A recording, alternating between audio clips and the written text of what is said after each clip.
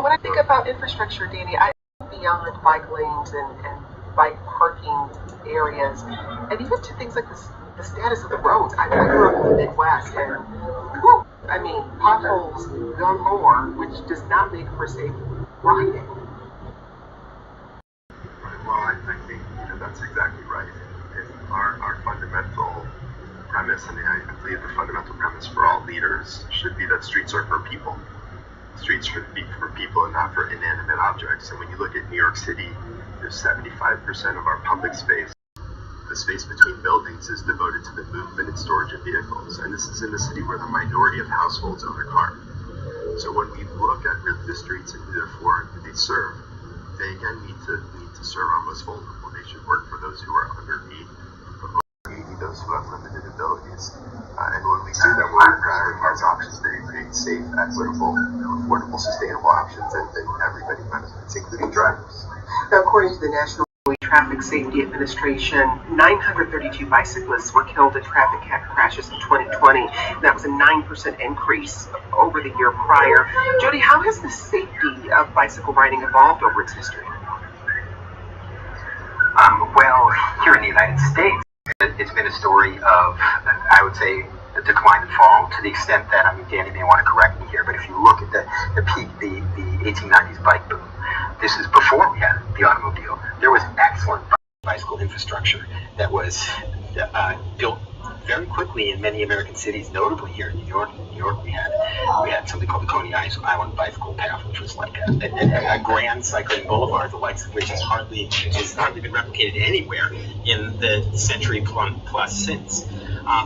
What the story is the story of car culture taking over, and that let's be clear about that, is it's really been the marginalization of the bicycle, not just as kind of an idea, as not just something that has been viewed as more of a toy or a children's thing. They've been literally pushed off the roads because there's simply no room for bicycles in cities, which are environments which are especially, that's where you should be doing something like riding a bike to get around is in a city. So parking spaces are taking up the room that could be used for bicycles, and this is written into our statutes. The laws privilege car culture too. So it's been a long story of increasingly difficult times for bike riders, even as we've seen millions and millions of cyclists embracing the bicycle and wanting to ride through a number of different bicycle booms that have arisen through the decades. A study found that streets with protected bike lanes had 90% fewer injuries per mile than those without. How common are bike lanes across the U.S., Danny? Well, look, they're not common enough in any city. You can look at D.C., where I have lived for many years, Portland, or San Francisco, or Chicago, or other cities that have more density and that are building out, bike infrastructure, and none of it is fast enough. Really what you're looking at is a minimum grid of how is it that you can get around the city and achieve your basic tasks. And so what we've called for in New York City is that every resident of New York should live within a quarter mile of a protected bike lane, a protected bus lane, and also an open street or green space. And I think that when we change the mindset, which is more of how many lanes are there in the city versus what is the mode shift, how many people are taking a bike every day for their average use. New York is a great city in that we feel that we can't learn from anyone, including ourselves. But what I'll say, when you look at a place like Copenhagen or Amsterdam, places where biking really works, it's not that they're different. It's just that they realize that humans are lazy and they want to take the easiest way between point A and point B. And if you can make that by bike, people will shift, including when the weather is bad. So that really needs to be the change in our thinking about infrastructure. I know American City has done that well. And let's hope that one American city will step up and really take the lead here. We're listening back to our recent conversation with Jody Rosen, author of the new book, Two Wheels Good, The History and Mystery of the Bicycle, and Danny Harris. He's the Executive Director of Transportation Alternatives. That's a biking, walking, and public transit advocacy organization in New York City. I'm Jen White. This is 1A. I asked Danny about the debates that come up when communities try to put bike lanes in place. Well, look, part of the challenge of the day is that it becomes, do you want safety or not, as opposed to your neighborhood needs to be safer, and here are 2 or 3 options about how it could be. So you can take a place like Atlantic Avenue in Brooklyn. Atlantic Avenue had 10 fatalities just in the last year. The last year was the deadliest year in New York in almost a decade. So the point is that when that happens in any city where you already have the data and the tools about how to make conditions safer, the conversation with the community should not be, do you want your neighborhood to be safe or not? And then let them vote on that, especially when more people are dying. It should be, we want to make your neighborhood safe. And let's consider the various ways that we can do that. So it might be that this is a neighborhood that also needs additional street trees because it's too hot, or it's a natural retirement community, you want more places to sit, or some of these other type of amenities that can be built in addition to the safety improvements. And right now we live in a situation where bike advocates, safe streets advocates are still having to fight trench warfare, block by block, neighborhood by neighborhood, even when we have the proven tools. And unfortunately, because of the lack of political will at the top, and also understandable pushback at the community, that we still are not in a place where we think of our bike or public transit network like our road. It would be unfathomable in any community not to have a road that would take you there. Why don't we think the same way about a sidewalk, a protected bike lane, a bus? We should be thinking of all these things in tandem. Secretary of Transportation Pete Buttigieg spoke to the League of American Bicyclists in April. He said money from the infrastructure package would help America more bike-friendly. A big part of expanding the use of bicycling as a means of commuting, as well as just a moral imperative for commuting and recreational bicycling alike, is to make sure that it's safe. And there are proven ways to do it. Often those don't get deployed as much as they could be for lack of funding. But we are now in a position to bring that to so many more communities. Danny, how will this infrastructure package make America more bike-friendly? Secretary Buttigieg, Deputy Commissioner Trottenberg, who also came from New York, a huge thank you for that. And, as you know, this is about political will. You could drop millions or billions of dollars in each of our cities, and if you, one, don't have the political leadership that understands this vision of safe systems, of building streets for people and giving people more options, then it's difficult to build this in every community. When you look at having lived in DC for so many years, remember Georgetown opted out of the metro, and they had incredible resources. Now imagine all the neighborhoods that don't have the resources were left out. We cannot have a transportation system that works for some and not others, that doesn't connect everybody.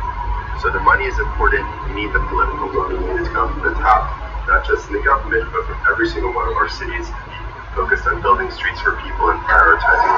Otherwise, this money that will not get spent. Jody, we're really focused on the bicycle's role in the U.S., but you look at it in a more global context, and what do you think we need to understand about the bicycle within that larger context? Well, actually, I think this bears a little bit on the conversation we were just having. The question of safe streets is really, it's important to frame that as an issue of equity, justice. It even connects to the Black Lives Matter movement. These transit issues hit. See, there are more. The roads are worse in communities of color. It's more dangerous to be on a bike in a Black and Latino neighborhood in the United States, and the police incidentally ticket cyclists of color at a far greater rate than they do white cyclists. So the reason I bring that up when we're talking about the global question is often the issue of biking is framed as a kind of a lifestyle choice, as something to do with good quality of life, as maybe a kind of a yuppie pursuit or a bourgeois bohemian choice.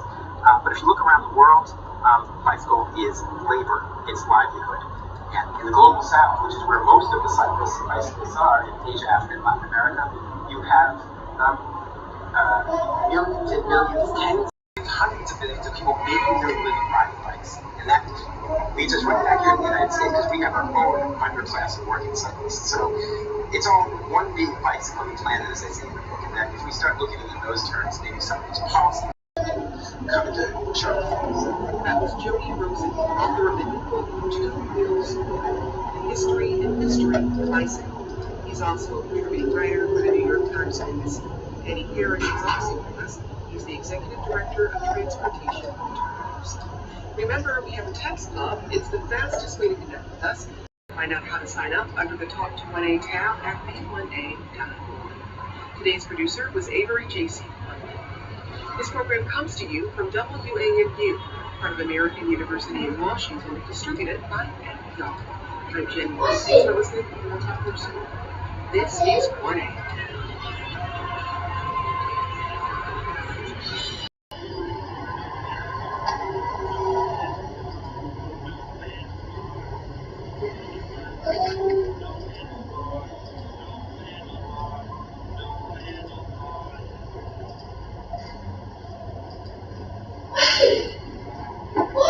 Support for NPR comes from this station and from the Corporation for Public Broadcasting, a private corporation funded by the American people. From Raymond James, a firm focused on transforming lives, businesses, and communities through tailored wealth management, banking, and capital market solutions. Learn more at raymondjames.com. And from the Doris Duke Charitable Foundation, which aims to improve the quality of people's lives through grants supporting child well-being, the environment, medical research, and the performing arts. Next time on 1A, producer and comedian Cristela Alonso. When I told my family I was going to therapy, it almost sounded like I told them I had killed a body and let's just close the door in this room and never open it again. The stories about family and money have always been a big part of her routine, and we'll hear why when she joins Jen White next time on 1A.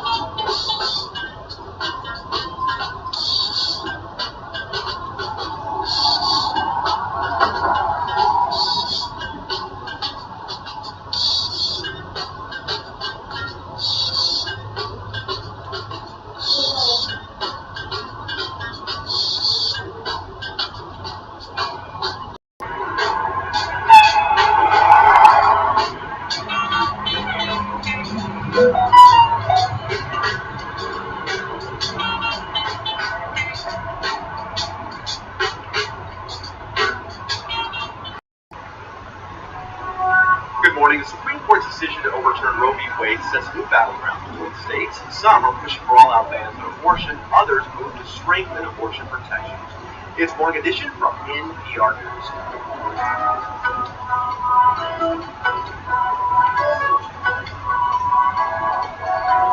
The anti-abortion movement has organized for 50 years to overturn Roe. Now what's their focus? Sunny Martinez. And I'm Rachel Martin. We'll take you to one church in Tennessee where people who wanted federal abortion rights overturned now feel conflicted. President Biden is in Germany for the G7 summit. What promises do nations make to help developing countries and punish Russia for its war in Ukraine? And in our Bill of the Month series, a husband and wife get identical eye surgeries. Why is he charged 20 times more? It's Monday, June 27th. Designer Vera Wang, 73. The news is next. Live from NPR News in Washington, I'm Lakshmi Singh. More legal challenges are underway to block states from enforcing anti-abortion laws that were triggered when the U.S. Supreme Court overturned Roe v. Wade last week. NPR's Sarah McCammon reports on a state judge's temporary restraining order in Louisiana. The order comes in response to a lawsuit filed on behalf of Hope Medical Group for Women in Shreveport, Louisiana. The clinic's administrator said the center will soon resume abortions in response to the order. The judge has set a court date for July 8th and has ordered Louisiana Attorney General Jeff Landry not to enforce the state's abortion bans until the date. NPR's Sarah McCammon reporting. Arkansas is among the first states where abortion bans went into effect. The lead physician of Planned Parenthood, Dr. Janet Kathy, tells the ABC podcast Start Here her office was forced to cancel less than an hour after the court's decision. Right now, There were patients cried. There were patients allegations. He said, "I'm so sorry."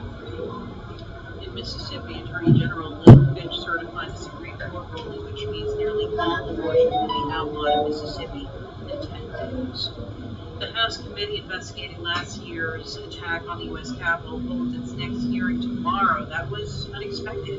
NPR's Deirdre Walsh. Leaders of the House Select Committee said after last week's 2 hearings, they were postponing future hearings until mid-July.